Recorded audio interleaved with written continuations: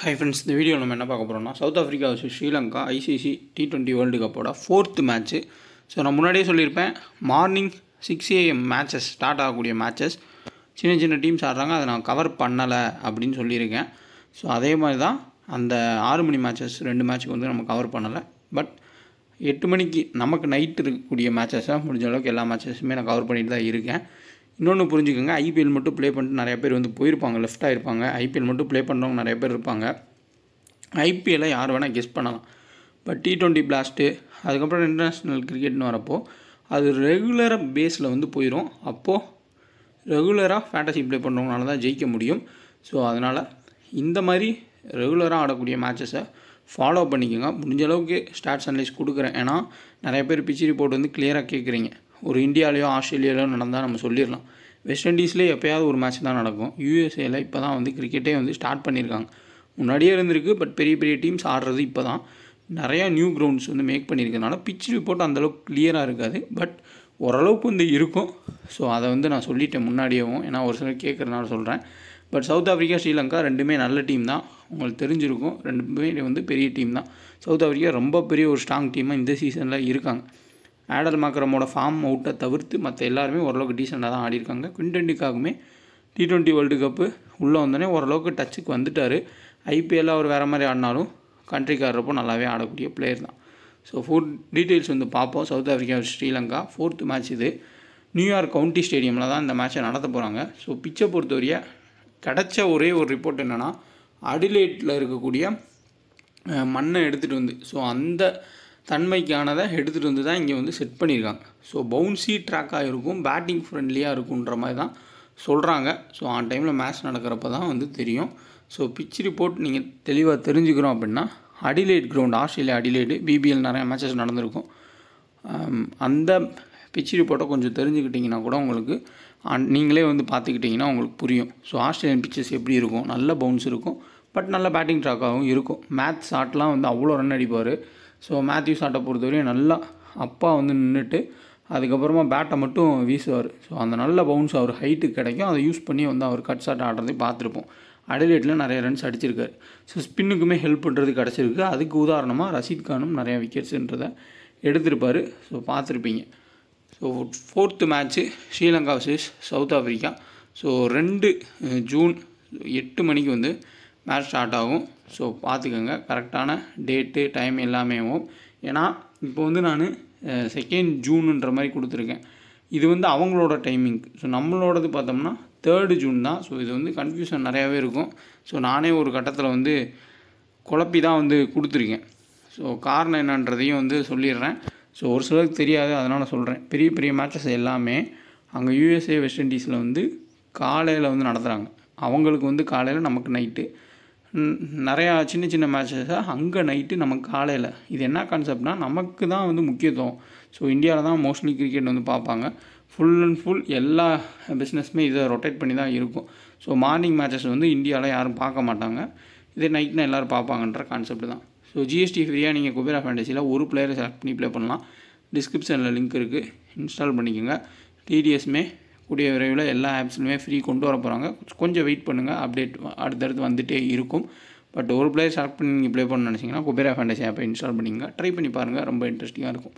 So Sri Lanka vs south Africa பார்க்கலாம். Full details வாங்க வீடியோக்குள்ளே போகலாம். டெலகிராம் சேனலில் ஜாயின் பண்ணணும்னு நினைக்கிறவங்க ஒரிஜினல் சேனல் செக் பண்ணி ஜாயின் பண்ணுங்கள். அது நான் ஒவ்வொரு டைம் அப்பப்போ வந்து சொல்லிட்டு தான் இருக்கேன். ஸோ இதான் வந்து கரெக்டான அட்ரஸ்ஸு. ஸோ பார்த்து சேஃபாக ஜாயின் பண்ணிக்கோங்க. ஒன்லி ஃப்ரீ டீம்ஸ் தான் நம்ம கொடுத்துட்டு இருக்கோம். ஸோ உள்ளே வந்தாலே தெரியும் நம்ம எப்படி வின்னிங்ஸ் எல்லாமே போஸ்ட் பண்ணியிருக்கோம் அப்படின்றது. அதேமாதிரி குபேரா ஃபேண்டசி ஆப்பில் ஒரு பிளேயரை நீங்கள் செலக்ட் பண்ணி ப்ளே பண்ணலாம். ரொம்ப ரொம்ப ஈஸி தான். ஸோ 2 பிளேயர் செலக்ட் பண்ணால் அதில் உங்கள் மைண்ட் செட்டுக்கு ஏற்ற மாதிரி நீங்கள் ஒரு பிளேயர் எடுத்துக்கோங்க. இல்லாட்டி அந்த 2 பிளேயர் செலக்ட் பண்ணியிருக்கிறதுல இல்லாத ஒரு பிளேயரை நீங்கள் வந்து எடுக்கிறதும் பெட்டராக இருக்கும். ஸோ வின்னிங்ஸுமே நம்ம ஃபுல் அண்ட் ஃபுல் அப்டேட் பண்ணியிருக்கோம். எப்படி நம்ம ப்ளே பண்ணுறோன்றது எல்லாமே வந்து தெரிஞ்சிடும். ஸோ வின்னுனா வின்னு, லாஸ்னா லாஸு. ஸோ அதான் வந்து நம்மளோடது எல்லாமே கரெக்டாக வந்து போயிட்டுருக்கு. ஸோ ஐபிஎல் முடிஞ்சதுனால நிறைய பேர் வந்து அவ்வளோதான் வந்து மூவ் ஆயிடுவாங்க. பட் ரெகுலர் ஃபேண்டசின்றது ரொம்ப ரொம்ப முக்கியம். ஸோ இப்போ T20 வேர்ல்டு கப்பு நடக்குது. முடிஞ்ச அளவுக்கு நல்ல டீம்ஸாக வந்து கொடுக்குறதுக்கு ட்ரை பண்ணுறோம். ஐபிஎல் தான் எனக்கு தெரிஞ்ச வரையே டஃப் ஃபேண்டசி ப்ளே பண்ணுறதுலேயே. மற்ற எல்லாமே ஓரளவுக்கு நார்மலாக தான் இருக்கும். ஸோ பார்க்கலாம், நிறையா மேட்சஸ் இருக்குது. கிட்டத்தட்ட 170 மேட்ச் இருக்குது. பிளாஸ்ட்டு முடிஞ்ச அளவுக்கு கவர் பண்ண பார்க்குறேன். T20 வேர்ல்டு கப்புக்கும் டீம்ஸ்ன்றது கொடுக்குறோம். ஸோ ப்ளே பண்ணுறவங்க ஸ்ப்ளிட் பண்ணி ப்ளே பண்ணுங்கள், கரெக்டாக இருக்கும். ஸோ கரெக்டாக மட்டும் ஜாயின் பண்ணிக்கோங்க டெலகிராமில்.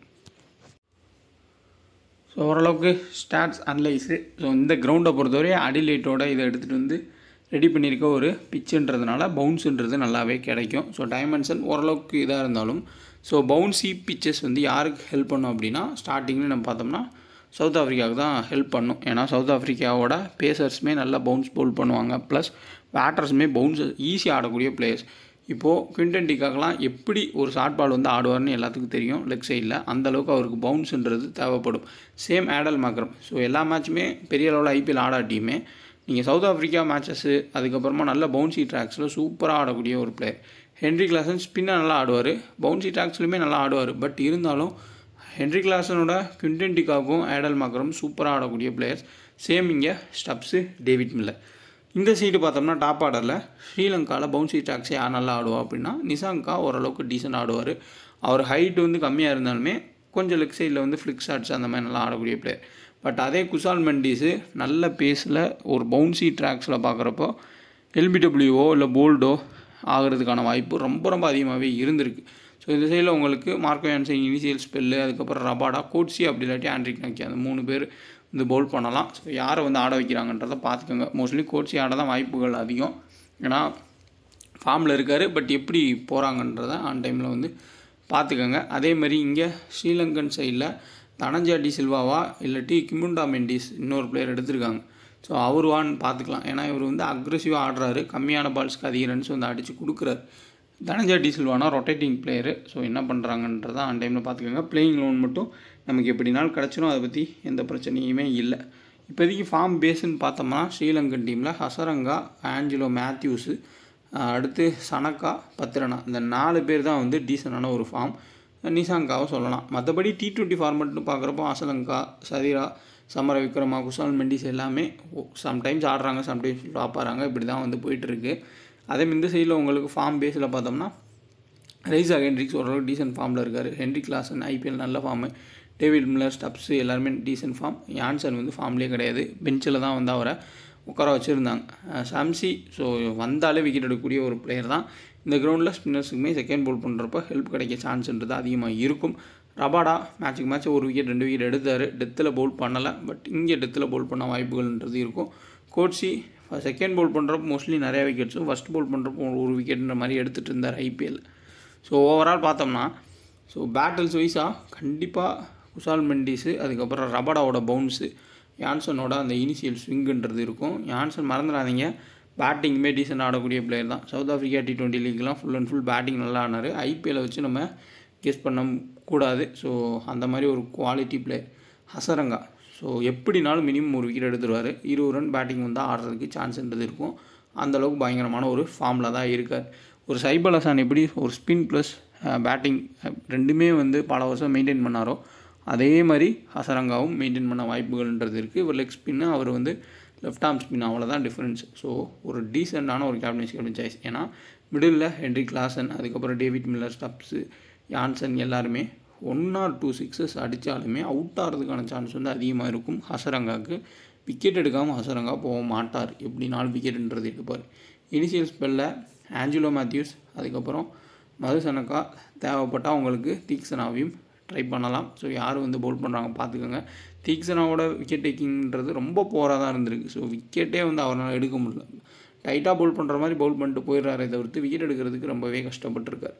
ஓவரால் ஸ்ரீலங்கா சைடும் சரி, சவுத் ஆஃப்ரிக்கா சைடும் சரி, ஸ்டார்டிங்லேயே நம்ம பெஸ்ட் கேப்டன் சாய்ஸ்ன்னு பார்த்தோம்னா கண்டிப்பாக குவிண்டன் டிகாக் இந்த மாதிரி ட்ராக்குக்கு ஓரளவுக்கு டீசெண்டான பிளேயர். அதுக்கப்புறமா ரபாடா, மார்க்கோ யான்சன், ஸோ இவங்கெல்லாம் வந்து ஓரளவுக்கு செம்மையான ஒரு ஆப்ஷன்ஸாக இருப்பாங்க. கிராண்ட் லீக்குன்னு போகிறப்போ ஹென்ரி கிளாசனை நீங்கள் ட்ரை பண்ணலாம்.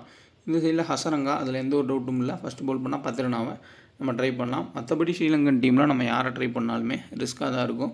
ஃபேவர்னு பார்த்தோம்னா சவுத் ஆஃப்ரிக்கா 70%, ஒரு ஸ்ரீலங்கா 30% மாதிரி நம்ம பார்க்கலாம். ஏன்னா விக்கெட் அந்த அளவுக்கு வந்து பிஹேவ் பண்ணும். சவுத் ஆஃப்ரிக்காவுக்கு ஃபேவர் வந்து அதிகமாகவே இருக்கும். ஸோ சவுத் ஆஃப்ரிக்கா இப்போ சப்போஸ் ஃபஸ்ட்டு பேட் பண்ணுறாங்க, ஓரளவுக்கு பார்ட்னர்ஷிப்பில் இவங்க ரன் அடிச்சுட்டு அடுத்து ஒரு பிக் விக்கெட்ஸ் போகும் அப்படின்னா ஒரு ட்ரம் கார்டு பிக்காக ஸ்டப்ஸாக பார்க்கலாம். நல்ல ஒரு ஃபார்மில் இருக்கார், ஸ்பின்னர்ஸுமே டீசெண்டாக ஆடிருக்கார். இவங்க ஒரு ஓவருன்ற மாதிரி லாஸ்ட்டில் பவுல் பண்ணவும் சான்ஸ் இருக்குது. பட் பேட்டில் வைஸாக பார்த்தோம்னா பத்திரனாக்கு அவுட் ஆனதையும் நம்ம வந்து பார்த்துருக்கோம். நல்ல யாக்கர்ஸ் வீசுகிறப்போ ஸ்டப்ஸ் வந்து அவுட் ஆகிருக்காரு. ஸோ ஒரு ஹை ரிஸ்க்காக வந்து ட்ரை பண்ணி பாருங்கள். இன்னொரு ப்ளஸ்ன்னு பார்க்குறப்போ ஆடல் மார்க்ரமுக்கு பதிலாக அந்த ஆஃப் ஸ்பின்னுன்றதை இங்கே உங்களுக்கு ஸ்டப்ஸ் வீசுறதுக்கும் சான்ஸ்ன்றது இருக்கலாம். தேவைப்பட்டால் பவுல் பண்ணணும்னு நினச்சா ஆடல் மார்க்ரமுக்கு பதிலாக இங்கே லெஃப்ட் ஹேண்டர்ஸ் மாறி மாறி எதாவது வர மாதிரி தெரிஞ்சிச்சு அப்படின்னா இவர் வந்து பவுல் பண்ணலாம். பட் அந்தளவுக்கு வந்து லெஃப்ட் ஹேண்டர்ஸ் வந்து ஸ்ரீலங்காவில் இல்லை, அசலங்கா தான் இருக்கார். அப்புறமா அந்த தனஞ்சய டி சில்வாவுக்கு பதிலாக கிமுண்டா மெண்டிஸ் ஆடினா அவரும் ஓரளவுக்கு வீசக்கூடிய ஒரு பிளேயர் தான். ஸோ இந்த சைடில் நமக்கு ஒரு டிஃப்ரென்ஷியல் பிக்காக சனக்கா பார்க்கலாம். வார்ம் அப் மேட்சஸில் 2-3 விக்கெட்ஸு, பேட்டிங் வந்து 20 ரன்ன்ற மாதிரி ஆடி இருக்கார். நல்ல ஒரு ஃபார்ம்லேயுமே இருக்கார். டீசெண்டாக கண்டினியூவாக வந்து பெர்ஃபார்மன்ஸ்ன்றது கொடுக்குறாரு. பட் லோ பர்சன்டேஜ் தான் இருப்பார். கிராண்ட் லீக்ஸில் நம்ம ஆட் பண்ணிக்கிறது பெட்டராக இருக்கும். ஸோ இங்கே டாப்பில் இனிஷியலில் யான்சன் அதுக்கப்புறம் ரபாடா விக்கெட் எடுப்பாங்கன்ற கான்செப்ட் போனால் குஷால் மெண்டிஸை கொஞ்சம் யோசிங்க. பட் 70% வந்து பிக் பண்ணியிருப்பாங்க. சேஃபாக போகணுன்னா எடுத்துக்கலாம், ரிஸ்க் எடுக்கணும்னா சதீராவும் சேம் தான். அப்போ மிடில் அசலங்கா அதுக்கப்புறம் ஆஞ்சலோ மேத்யூஸ், ஹசரங்கா ரொம்ப முக்கியமாக இருக்கலாம். ஏர்லி விக்கெட்ஸ் போச்சு அப்படின்னா பெஸ்ட்டு பிக்ஸில் ஹசரங்கா, ஆஞ்சலோ மேத்யூஸ் கண்டிப்பாக டபுள் ஆப்ஷனு. அதேமாதிரி பத்திரனா எப்படினாலும் ஒரு விக்கெட்டாக எடுத்துருவார். ஃபர்ஸ்ட் புல் பண்ணால் செகண்ட் பண்ணணும். சனக்காவும் உங்களுக்கு டபுள் ஆப்ஷன்ஸ், டீசெண்டான பிக்ஸ். இந்த சைடில் உங்களுக்கு டீசென்ட் பிக்ஸில் ஹென்ரி கிளாசன் எப்படினாலும் பேட்டிங் வந்தால் ஓரளவுக்கு ஒரு 2 6 அடிக்கிறதுக்கு முயற்சி எடுப்பார். Quinton de Kock. But wicket keeping யார் பண்ணுறாங்கன்றதை பார்த்துக்கோங்க. குவிண்டன் டிகாக்கா ஹென்ரி கிளாசன்ன்றதை பார்க்குறது ரொம்ப ரொம்ப முக்கியமாக இருக்கும். ஸோ லோவஸ்ட்டு பர்சன்டேஜ் பிக்ஸு ஓரளவுக்கு டீசென்ட் பிக்ஸ்னால் ஆட் பண்ணுறது கிராண்ட் லீக்ஸில் சனக்கா ஆட் பண்ணலாம். அதேமாதிரி கேசவ மகாராஜ், சம்சி, இந்த சைடில் கிமுண்டா மெண்டிஸ். ஸோ இவங்கெல்லாம் வந்து ஒரு டிஃபரன்ஷியல் பிக்காக. ரைசா ஹென்ட்ரிக்ஸ் ஃபுல்லாக பிக் பண்ணியிருப்பாங்க. ஏன்னா அந்தளவுக்கு ஸ்ரீலங்காவுக்கு எதிராக அவர் நல்லாவே ஆடிருக்காரு. ஸ்டப்ஸு இந்த மாதிரி லோ பர்சன்டேஜ் பிளேயர்ஸை டாப்புக்கு பதிலாக வந்து எடுத்துக்கிறது பெட்டராக இருக்கும். ஸோ மேட்சஸ் கொஞ்சம் போக போக நம்மளோட விக்கெட்ஸு எப்படி பிஹேவ் பண்ணுறது தெரிஞ்சுக்கலாம். ஸோ அதை வந்து நம்ம பார்க்குறது பெட்டராக இருக்கும். டெத்தில் பவுல் பண்ண வேண்டியது பண்ண போகிறது பத்திரனா வந்து டெத்தில் பவுல் பண்ணார், நோ டவுட். சனக்கா டெத்தில் பவுல் பண்ணாலும் ஆச்சரியப்படுறதுக்கு இல்லை. அதே மாதிரி இந்த சைடில் ரபாடா, கோட்ஸி 2 பேர் வந்து டெத்தில் பவுல் பண்ணுறதுக்கான சான்ஸ்ன்றது இருக்கும். ஸோ ரைட் லெஃப்ட் காம்பினேஷனில் அவங்களோட பவுலர்ஸை வச்சு ரொட்டேட் பண்ணிப்பாங்க ஸ்பின்னர்ஸை. ஸோ ஸ்டாட்ஸ்ன்னு பார்த்தோம்னா குவிண்டன் டிகாக் கூட ஸ்டார்ட் பாருங்கள். ஹெட்வேர்டில் 22 ஆவரேஜ், விக்கெட் கீப்பிங் பண்ணால் பாயிண்ட்ஸுன்றது கிடைக்கும். ரைசா ஹென்ட்ரிக்ஸு 46 ரன் ஆவரேஜ் ஸ்ரீலங்கா டீமுக்கு எதிராக. ரீசன்ட் ஃபார்மே வந்து நல்லா தான் இருந்திருக்கு. பட் ஒரு லெஃப்ட் ஆர்ம் பவுலர் வீசுகிறப்போ அவர் தொடர்ச்சி அவுட் ஆனதையும் நம்ம பல முறை பார்த்துருக்கோம். இப்போது தில்ஷான் மதுசனுக்காக வீசுகிறப்போ ரைசா ஹென்ட்ரிக்ஸ் அவுட் ஆகிறதுக்கு கூட சான்ஸ் வந்து ஹையாக இருக்கலாம். ஸோ ரிஸ்க்கு தான். ரைசா ஹென்ட்ரிக்ஸ் என்ன தான் ஸ்டாட்ஸ் வச்சுருந்தாலும் அவர் ஆடுறப்போ நம்ம நிறைய டைம் வந்து பார்த்துருக்கோம் பெரிய மேட்சஸை சொதப்புறதை. ஆடல் மார்க்ரம் 5 மேட்ச்சில் 106 ரன்னும், ஹென்ரி கிளாசன் 2 மேட்ச்சில் 20, டேவிட் மில்லர் வந்து 27 ரன் ஆவரேஜ் எடுத்திருக்கார். கேசவ மகாராஜ் 3 விக்கெட் 4 மேட்ச்சில், ரபாடா 6 மேட்ச்சில் ஹெட்வேர்டில் 5 விக்கெட்டும், சம்சி 7 மேட்ச்சில் 11 விக்கெட் எடுத்திருக்காரு. ஸோ இந்த கிரவுண்ட்லேயுமே செகண்ட் பவுல் பண்ணுறப்போ நல்லாவே ஸ்பின்னர்ஸ் ஹெல்ப் கிடைக்கிறதுக்கு சான்ஸ்ன்றது இருக்கும். குஷால் மெண்டிஸ் 6 மேட்ச்சில் வெறும் 12 ரன் தான் சவுத் ஆஃப்ரிக்காவுக்கு எதிராக வந்து அடிச்சிருக்காரு. ஸோ ஒரு மேட்ச் கூட அவர் கிளிக்கே ஆகலை. T20ஸில் முக்கியமான ஒரு பாயிண்ட்டு நோட் பண்ணிக்கோங்க. அது காரணம் அந்த ஒரு வேகம், அவரோட பேட்டிங் ஸ்டைலு. அதில் லக் இருந்தால் தப்பிச்சுப்பார், அப்படி இல்லாட்டி மாற்றுறதுக்கு வாய்ப்பு இருக்கும். பத்துன் நிசாக்கா ஒரு மேட்ச் ஆடிருக்காரு, 78 ரன்னு சவுத் ஆஃப்ரிக்காவுக்கு எதிராக. அசலங்கா 3 மேட்ச்சில் 48, தனஞ்சய டி சில்வா 10 மேட்ச்சில் 117 ப்ளஸ் 4 விக்கெட். பட் ஆடுவாரான்றது ஆன் டைமில் பார்த்துக்கோங்க. இங்கே ஆஞ்சலோ மேத்யூஸ் 7 மேட்ச்சில் 122 ரன்னு மொத்தமாக ஸ்கோர் பண்ணியிருக்காரு. ஹசரங்கா 4 மேட்ச்சில் 6 விக்கெட்டும், தீக்ஷனா 4 மேட்ச்சில் ஒரே ஒரு விக்கெட் தான் எடுத்திருக்காரு ஹெட்டில். ஸோ ஏன் வென்யூ ஸ்டார்ட் இல்லை அப்படின்னா யாருமே ஆடினதில்லை, இப்போ தான் வந்து ரெடி பண்ணியிருக்காங்க. ஸோ அதனால் வென்யூலேயே இவங்க ஆடினா தான் அதுக்கப்புறம் நம்ம இவங்களோட ஸ்டாட்ஸாக தான் வந்து யூஸ் பண்ணுற மாதிரி இருக்கும். ஸோ கேப்டனைஸ் கப்னா சேஃபாக ஹசரங்கா கொடுத்து டிகாக் கொடுத்துருக்கேன். Heinrich Klaasen, Reeza Hendricks, Stubbs.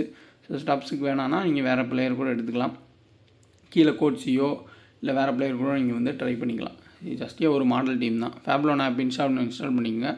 2K Deccan ரெஃபரோட பயன்படுத்திக்கங்க. First உங்களுக்கு வந்து டெபாசிட் பண்ணுறப்போ எக்ஸ்ட்ரா 5% வந்து உங்களுக்கு ரியல் கேஷுமே கொடுக்குறாங்க. ப்ளஸ் ஓவரால் வந்து TDS ஃப்ரீ ஆயிரும். ஸோ கொஞ்சம் வெயிட் பண்ணுங்கள், அந்த அப்டேட்ன்றது கிடச்சிரும். ஸோ T20 பிளாஸ்லாம் ப்ளே பண்ணுறவங்க சூப்பராக வந்து நம்ம கெஸ் பண்ணலாம். ஸ்ப்ளிட் பண்ணி நீங்கள் ஜாயின் பண்ணால் போதும். யாருனாலுமே டீம்ன்றது எடுக்க முடியாது, கன்ஃபியூஸ் ஆவாங்க. அந்த மாதிரி நிறையா கவுண்டி மேட்ச் பிளேயர்ஸ் வந்து இருப்பாங்க, குழப்பும். அதை யூஸ் பண்ணி நம்ம சுமாரான டீம் போட்டாலே வந்து ஜெயிச்சிடலாம். ஸோ அதுக்கான வின்னிங்ஸும் நான் டெலகிராமில் அப்டேட் பண்ணி தான் இருக்கேன். டெலகிராமில் நீங்கள் பார்த்தாலும் உங்களுக்கு தெரியும். ஸோ நானுமே வந்து பெரிய அளவில் வந்து ப்ளே பண்ணுறது இல்லை, ஓரளவுக்கு நார்மலாக தான் வந்து ப்ளே பண்ணுறேன் எல்லா மேட்சஸுமே. அதையுமே கொடுத்துட்டு தான் இருக்கும். ஸோ அதனால் கரெக்டான டெலகிராம் ஜாயின் பண்ணிக்கோங்க. ஒன்லி ஃப்ரீ டீம்ஸ் தான் நம்ம கொடுத்துட்ருக்கோம். வீடியோ இருந்தால் லைக் பண்ணுங்கள், ஷேர் பண்ணுங்கள், மறக்காமல் டெலகிராமில் ஜாயின் பண்ணிக்கோங்க. ஸோ பெரிய அளவில் pitch report stats venue stats IPL மாதிரி கொடுக்கல அப்படின்னு நினைக்க வேண்டாம். ஏன்னா மேட்ச் நடக்கிற இடம் அப்படி டைமிங்கும் வேறு மாதிரி இருக்குது. ஸோ அதனால தான். ஸோ அதை வந்து நம்ம கொஞ்சம் மூவ் பண்ணி போகிறது பெட்டராக இருக்கும்.